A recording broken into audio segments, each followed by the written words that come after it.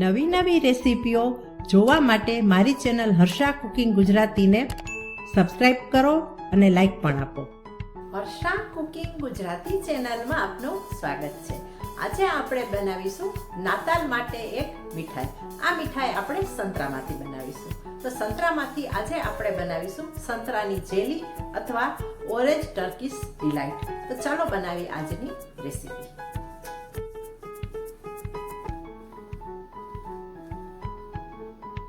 સંતરાની મીઠાઈ બનાવવા માટે અહીં મેં 4 સંતરા લીધા છે. આ સંતરાનો આપણે રસ કાઢીશું. રસ કાઢવા હું આ સંચો લઈશ. તમે મિક્સર જારમાં પણ રસ કાઢી શકો છો.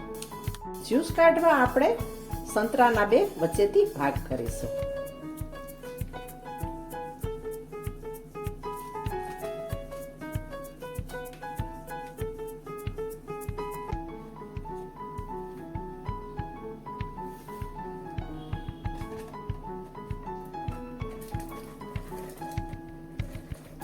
અને આ રીતે આપણે રસ કાઢી લઈશું.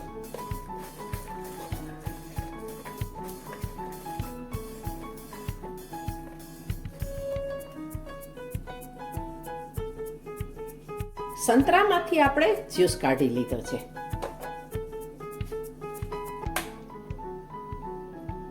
હવે આપણે આ જ્યુસને ગાળી લઈએ.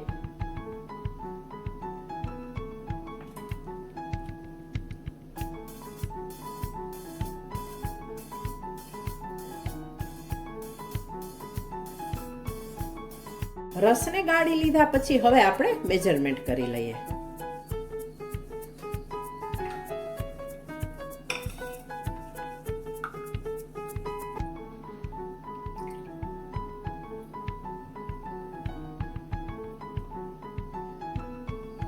આ કપ છે તે 160 મિલીલીટરનો છે. સ્ટીલની વાટકીમાં પણ આપણે સેટ કરી લઈએ, જેથી કોઈ પાસે આ કપ ના હોય તો પણ સારી રીતે મેજરમેન્ટથી કરી શકે. વાટકી પોણી વાટકી થઈ છે અને 160 મિલીલીટર રસ નીકળ્યો છે. 4 સંતરાનો રસ છે. હવે આપણે આગળની પ્રોસેસ કરીએ. હવે આપણે આ સંતરાના રસને બાઉલમાં ટ્રાન્સફર કરીએ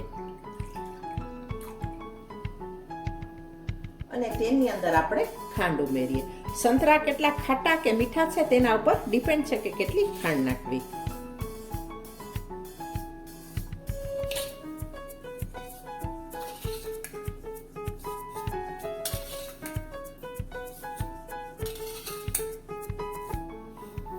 છ ટેબલ સ્પૂન ખાંડ ઉમેરું છું.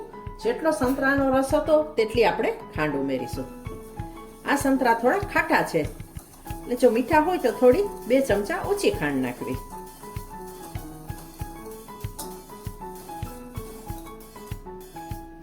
ત્યાર પછી ઉમેરીએ આપણે કોર્ન સ્ટાર્ચ.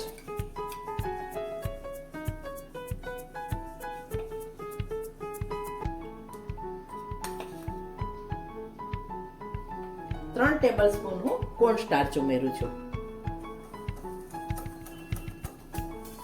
ખાંડ કરતા અડધો અને રસ કરતા પા ભાગનો,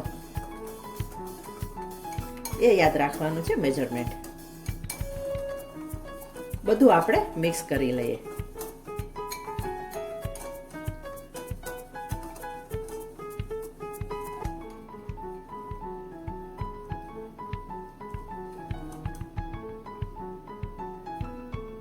અહીં લઈએ આપણે નોનસ્ટિક પેન અને પેનને આપણે ગેસ પર ચડાવીએ.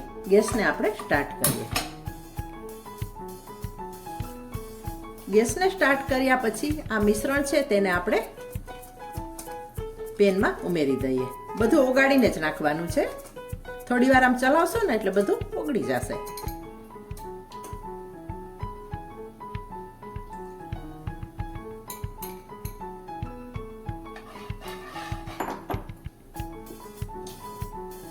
અને હવે આપણે ચલાવવાનું છે. આ મીઠાઈ બનાવવા માટે જાડા તળિયાવાળી કઢાઈ લો તો સારું, નહીં તો નોનસ્ટિક પેન પણ ચાલે જો ઘરમાં હોય તો. પણ જો નોનસ્ટિક પેન ના હોય ને તો થોડું ચલાવવામાં ધ્યાન રાખવું પડે, એટલે તળિયે ચોટે નહીં.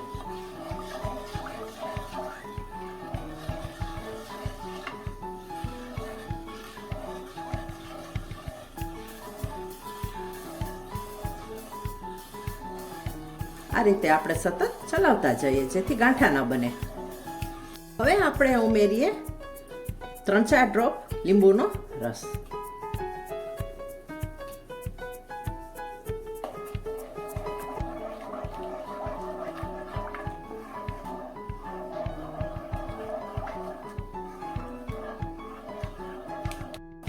આ રીતે થોડી વાર ચલાવ્યા પછી મિશ્રણ ઘાટું થઈ રહ્યું છે, જોઈ શકાય છે.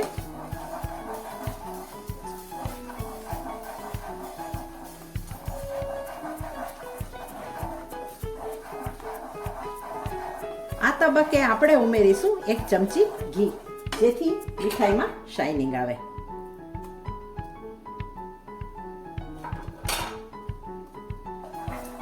ફરીથી ચલાવતા રહેવાનું છે અને ઘીને મિક્સ કરી દેવાનું છે.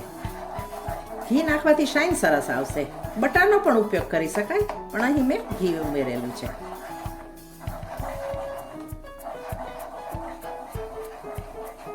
હવે આપણે ખાટું થવા દઈએ.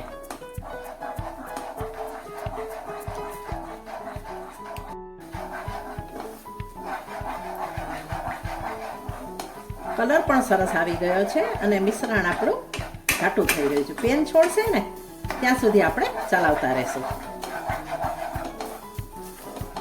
જરા પણ વાર લાગતી નથી. બાળકો તો ખૂબ ખુશ થઈ જાય જો આવી આપણે સંતરાની મીઠાઈ બનાવીને આપીએ ને તો. સંતરાની જેલી કહી શકો, ટર્કીશ ડિલાઇટ કહી શકો. નાતાલ ઉપર બાળકોને બનાવીને આપો ને તો બાળકો ખુશ થઈ જશે. બીજી મીઠાઈ બાળકો નથી ખાતા હોતા, ચોકલેટ ને આઈસ્ક્રીમ ને એવું બધું જ ભાવતું હોય છે એને મીઠાઈમાં, પણ આવી મીઠાઈ એને ભાવતી હોય છે, જેલી ટાઈપની હોય. જોઈ શકાય છે પેન પણ છોડી રહ્યું છે.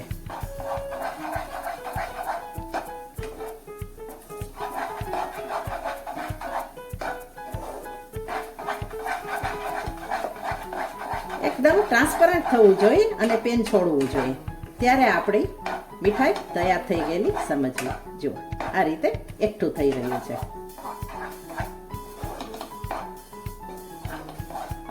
હવે આપણે ગેસને બંધ કરીએ અને આપણે ફટાફટ ઢાળી લઈએ.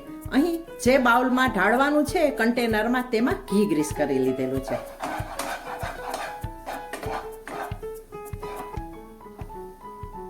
આપણે આ કન્ટેનરમાં લઈ લઈએ.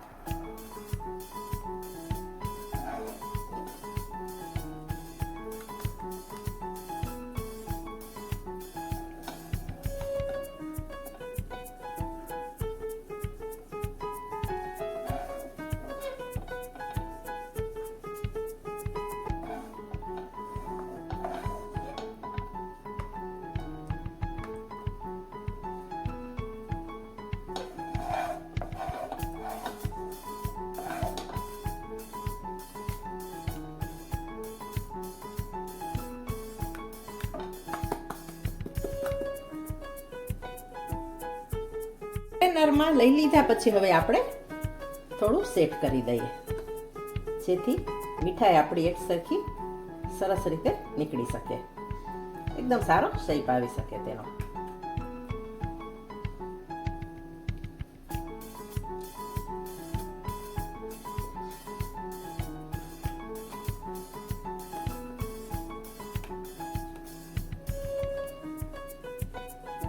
હવે આપણે કન્ટેનરમાં સેટ થવા રાખી મૂકીએ. સંતરાની મીઠાઈ ટર્કીશ ડિલાઇટને આપણે કન્ટેનરમાંથી કાઢી લીધી છે, જોઈ શકાય છે.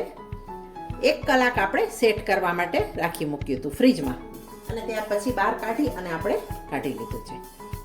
હવે આપણે પીસીસ કરીએ.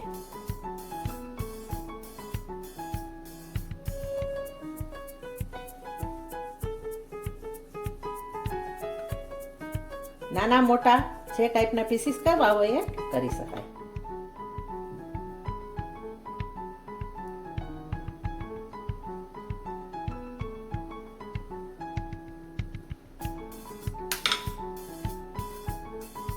એકદમ સારી રીતે સેટ થઈ ગઈ છે. પીસીસ કરીને આ રીતે આપણે સેટ કરી લેવાનું.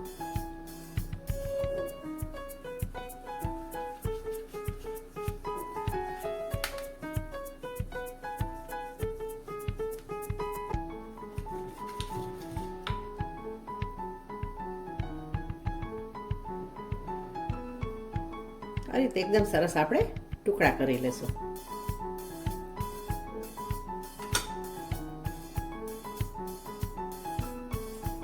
ફ્રેશ ફ્રૂટમાંથી એકદમ સરસ મજાની આપણી આ જેલી બને છે.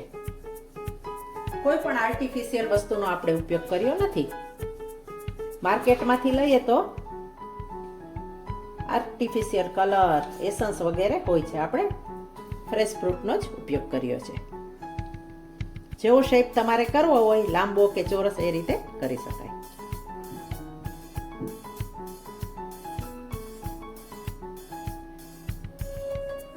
હવે આપણે કરીશું કોપરાના પાવડરથી કોટ. કોપરાના પાવડરથી કરી શકાય કે પાવડર સુગરથી પણ કોટિંગ કરી શકાય, જેવી તમારી ચોઈસ.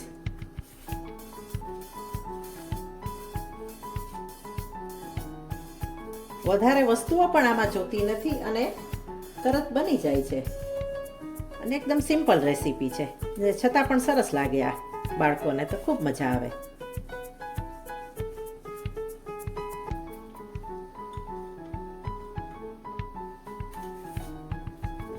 આ રીતે આપણે બધી જેલીમાં કોટિંગ કરી લઈએ.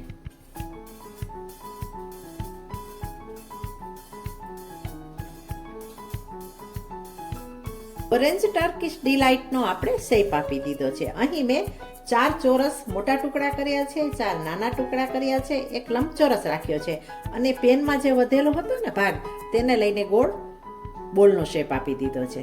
તમે આમાંથી કોઈ પણ શેપ બનાવી શકો. હવે આપણે સર્વિંગ કરીએ એ પહેલા જો બાળકોને તમારે આપવું હોય તો આવા ડિઝાઇનર સરસ ડેકોરેટિવ બાઉલ હોય કે આવા કન્ટેનર હોય, તેમાં પણ તમે આ રીતે રાખીને આપી શકો. મજા આવે ખાવાની એ લોકોને. માર્કેટમાં મળે તે રીતે હોંશે હોંશે ખાઈ શકે. હવે આપણે સર્વિંગ કરીશું. બાળકોની મનપસંદ મીઠાઈ સંતરાની જેલી બનીને તૈયાર છે. આ જેલીને તમે નાતાલ પર પણ બાળકોને બનાવીને આપી શકો છો. Thanks for watching.